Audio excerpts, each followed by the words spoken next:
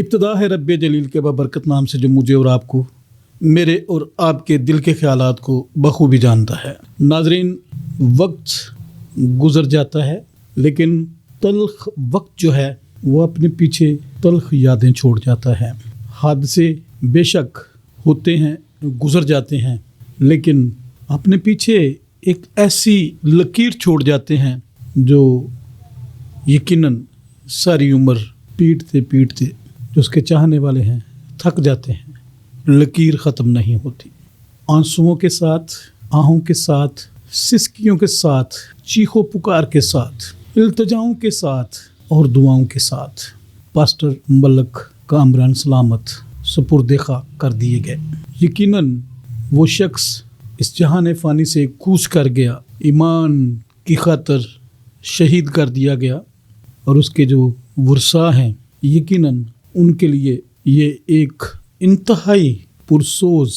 دلسوز، آنسوؤں سے بھرپور غمناک واقعہ ان کی زندگی کا ایک ایسا قصہ بن گیا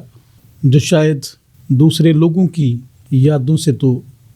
مسخ ہو جائے، لیکن اس کے خاندان کے لیے ہر دسمبر اور ہر کرسمس جو ہے وہ ہمیشہ ایک سوگوار وقت لے کر آئے گا۔ جی ناظرین، پاسٹر کامران ناز جو ایک عرصہ سے دھمکیوں کی زد میں تھے، فائرنگ کی زد میں تھے،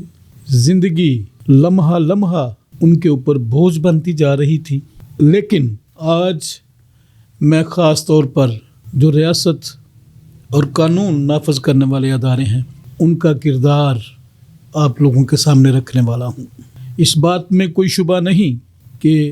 ہمارا آئین ہمیں اپنے مذہب کی عملداری کی اجازت دیتا ہے۔ اس بات میں کوئی دو رائے نہیں کہ ہمارے قانون نافذ کرنے والے ادارے ہمارے مذہبی اداروں کی محافظت بھی کرتے ہیں۔ اس بات میں بھی کوئی ایسی دروغ گوئی نہیں کہ ریاست ہماری املاک کا، ہماری جانوں کا تحفظ کرتی ہے، لیکن یہ کیس ایک عام شخص کی زندگی سے مختلف کیس ہے۔ ماہ ستمبر میں جب پاسٹر کامران ناز کے اوپر اقبال ٹاؤن کھنہ پل مین سڑک پر یہ واقعہ پیش آتا ہے کہ انہیں دن دہاڑے گولیاں مار دی جاتی ہیں، جس کی مدعیت خود پاسٹر کامران ناز کی تھی۔ وہ مقدمہ گزشتہ 2 ایام تک بالکل بھی ان کی موت کی خبر لے کے ساتھ ساتھ چلتا رہا۔ پاسٹر کامران ناز نے قانون نافذ کرنے والے اداروں سے مقدمہ درج ہونے کے بعد استدعا کی کہ اسے تحفظ فراہم کیا جائے، ملزمان کو گرفتار کیا جائے، کیونکہ اس کے باوجود بھی انہیں شدید دھمکیاں جو ہیں وقتاً فوقتاً دی جاتی رہیں، اور انہی دھمکیوں کی زد میں آ کر انہوں نے اپنا مکان، گھر بار، سارا نظام چھوڑا اور گجرانوالہ میں آ کر پناہ لی۔ 5 دسمبر کا دن ان کی زندگی میں آخری سورج ثابت ہوتا ہے جب وہ اپنے بچوں کو سکول چھوڑ کر واپس آتے ہیں۔ ناظرین، ذرا امیجن کریں کہ کتنا سنگین لمحہ ہوگا اس نامعلوم شخص کا جو ان کا تعاقب کرتے کرتے راولپنڈی اسلام آباد سے ان کے گجرانوالہ گھر تک پہنچ گیا۔ اور میں یہ سمجھتا ہوں کہ اس سے بڑی اور نیگلیجنس، غفلت، لاپرواہی قانون نافذ کرنے والے اداروں کی ہو نہیں سکتی کہ ایک شخص شریف شہری کی، ایک مذہبی رہنما کی اس وقت جان لے لیتا ہے جب پوری دنیا میں زندگی دینے والا جو ہے وہ آ رہا ہے۔ یقیناً یہ ایک ایسا معمہ ہے جو ہمارے لا انفورسمنٹ انسٹیٹیوشنز کے لیے، قانون نافذ کرنے والے اداروں کے لیے حل کرنا بڑا ضروری ہے، ورنہ پوری مسیحی قوم جو اس وقت خوف و ہراس میں مبتلا ہے وہ ماں سوائے ماتم کرنے کے اور کچھ بھی نہیں کر سکے گی۔ ناظرین، جب پاسٹر کامران ناز پر قاتلانہ حملہ ہوتا ہے تو متعلقہ تھانہ میں جرم زیر دفعہ 324 تعزیرات پاکستان مقدمہ درج کر لیا جاتا ہے، لیکن جب 2-2.5 گھنٹے زندگی اور موت کی جنگ لڑتے لڑتے پاسٹر کامران ناز شہادت کا رتبہ حاصل کر لیتے ہیں تو ساتھ ہی 324 میں 302 تعزیرات پاکستان کا جرم ایجاد کر دیا جاتا ہے۔ دونوں FIRs آپ لوگوں کے سامنے رکھی جائیں گی۔ ناظرین، اگر ہم دونوں FIRs کا متن پڑھتے ہیں تو اس بات کی سمجھ آنے سے قاصر ہے کہ اس قدر شدید سنگین دشمنی لے کے جو شخص پھرتا ہے وہ اتنا کمزور بھی ہے کہ وہ سامنے آ کر وار بھی نہیں کرتا اور وہ اپنی شناخت جو ہے وہ بھی نہیں بیان کرتا۔ کیا اسے مذہبی دہشت گردی کہا جائے؟ کیا اسے ذاتی اناد کا شاخسانہ قرار دیا جائے؟ کیا اسے ساری مسیحی قوم کے لیے کوئی میسج سمجھا جائے؟ اس کا تعین اس وقت ہو سکے گا جب موجودہ مقدمے جرم زیر دفعہ 302 کی تفتیشی ٹیم اس پر کوئی اپنی مثبت رائے قائم کرے گی۔ میں نے اپنے گزشتہ ویلاگ میں قانون نافذ کرنے والے اداروں IG Punjab, DIG Gujranwala, SSP، SP، DSP اور متعلقہ SHO تمام جتنے بھی متعلقہ ادارے اور متعلقہ حکام بالا ہیں ان سے گزارش کی۔ سہیل ظفر سٹھا صاحب انچارج CCD اور ان کا ایک خاص مقام ہے اس طرح کے جرائم میں ملوث ملزمان کے لیے، کھلا چیلنج ہے ان کے لیے بھی۔ میرا یہ سوال ہے کہ کیا CCD اس واقعہ کے ملزمان کو کیفر کردار تک پہنچانے میں کامیاب ہو جائے گی؟ اگر CCD کا سابقہ ریکارڈ دیکھا جائے، خاص طور پر پنجاب میں ان کی جو کارکردگی ہے سراہنے کے لائق ہے، لیکن یہ کیس ان تمام کیسز سے، ان تمام مقدمات سے تھوڑا فرق اس لیے ہے کہ اس کی بیک گراؤنڈ اور اس کا سرزد ہونا یقیناً حکومتی اور قانون نافذ کرنے والے اداروں کی غفلت اور لاپرواہی کا نتیجہ ہے۔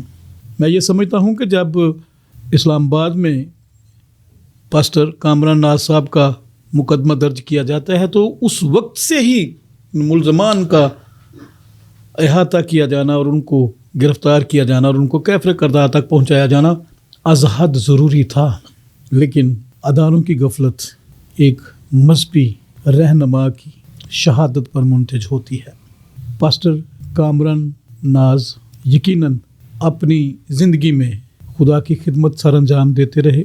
اور خدمت کے سفر میں ہی انہیں اس شہادت کے لباس کو اوڑھنا پڑا۔ یقیناً ان کی زندگی میں تو ان کے قاتل جو ہیں جنہوں نے ان پر حملے کیے، دھمکیاں دیں، کیفر کردار تک نہ پہنچ سکے، لیکن کیا ان کی شہادت کے بعد اس کی بیوہ کو، اس کے بچوں کو اور اس کے خاندان کو انصاف میسر آ سکے گا؟ جو مذہبی حلقوں میں ایک خوف و ہراس پیدا ہو چکا ہے، جو سماجی حلقوں میں ایک لکیر سی بن گئی ہے، کرسمس کے ایام ہیں اور جگہ جگہ پر یہ سوالات اٹھنا شروع ہو گئے ہیں، کیا ان سوالات کا احاطہ کیا جا سکتا ہے؟ اس کا فیصلہ حکومت وقت کرے گی، کیونکہ اگر اس کو صرف اندھا قتل کہہ دیا جائے تو یہ اندھا قتل قطعاً نہیں ہے۔ یقیناً یہ قتل جو ہے ایک پوری پلاننگ کے ساتھ ہوا ہے اور اس قتل کے ذمہ داران وہی لوگ ہیں جنہوں نے قبل ازیں پاسٹر کامران ناز پر کھنا پل حملہ کیا تھا اور ان کو زخمی کیا تھا۔ ناظرین، وقت ہے کہ ہمیں پاسٹر کامران ناز کی فیملی اور ان کے بچوں کے ساتھ نہ صرف اظہار ہمدردی کرنا ہے بلکہ ان کے ساتھ کھڑے بھی ہونا ہے۔ حکومت سے گزارش نہیں، مطالبہ ہے کہ وہ پاسٹر کامران ناز کے خاندان کی کفالت کا ذمہ لیں کہ بچوں کی تعلیم کا۔ یقیناً یہ چیزیں ان کے سر پر سے اٹھنے والے سایہ کا افزانہ تو نہیں ہو سکتی، لیکن کم از کم ان کے خاندان کے لیے ایک ہلکی سی آسائش اور ان کی کفالت ان کے لیے ایک سہولت کا شاخسانہ ثابت ہو سکتی ہے۔ سب سے بڑھ کر حکومت اور قانون نافذ کرنے والے اداروں پر یہ ذمہ داری عائد ہوتی ہے کہ وہ قاتل جو ایک عرصہ سے یہ ساری پلاننگ کر رہا تھا اس کو گرفتار کیا جانا، کیفر کردار تک پہنچایا جانا، اور پاسٹر کامران ناز کے خاندان، بیوہ اور بچوں کو انصاف فراہم کیا جانا بہت ضروری ہے۔ اور اس دکھ کی گھڑی میں میری پوری ٹیم، ہمارا پورا چینل TTN اور پاکستان میں جہاں کہیں بھی ہمارے دیکھنے سننے والے موجود ہیں، ہم سب پاسٹر کامران ناز کی فیملی کو یقین دلاتے ہیں کہ ہم ہر وقت ہر گھڑی آپ کے ساتھ کھڑے ہونے کے لیے تیار ہیں۔ اب جب بھی ہمیں پکاریں گے ہم حاضر ہوں گے اور ہم ہمیشہ آپ کی خدمت کے لیے تیار ہیں۔ ناظرین، میں بہت ہی دکھی دل کے ساتھ، ٹوٹے ہوئے دل کے ساتھ پاسٹر کامران ناز کی بیوہ، ان کے بچوں کو میں انہیں تسلی اور صبر کیسے دوں جب کہ ان کے سر سے چھت چھن گئی ہے۔ ان کے گرد جو دیوار تھی، محفوظ دیوار، جس کی وجہ سے وہ خود کو محفوظ تصور کرتے تھے، وہ چھن گئی ہے۔ ہم فقط ان کے لیے خدا سے دعا کر سکتے ہیں کہ خدا قدوس ان کے سارے زخموں کو بھرے اور ان کی زندگیوں میں جو مشکلات کا ایک دور شروع ہو گیا ہے ان کو آسانیوں میں بدلے، کیونکہ خداوند کے پاس ہر روگ، ہر مرض کی دوا موجود ہے۔ اس ایمان کے ساتھ کہ خداوند ضرور اپنے بندہ، اپنے خادم کامران ناز کا انصاف کرے گا، اور ہماری عدالتیں، ہمارے قانون نافذ کرنے والے ادارے اور ہماری حکومت مرحوم کے ورثاء کو تحفظ اور انصاف دینے میں کامیاب ہو جائیں گے۔ خدا پاسٹر کامران ناز کے خاندان اور میرے تمام دیکھنے سننے والوں کو بڑی برکت دے۔ آمین۔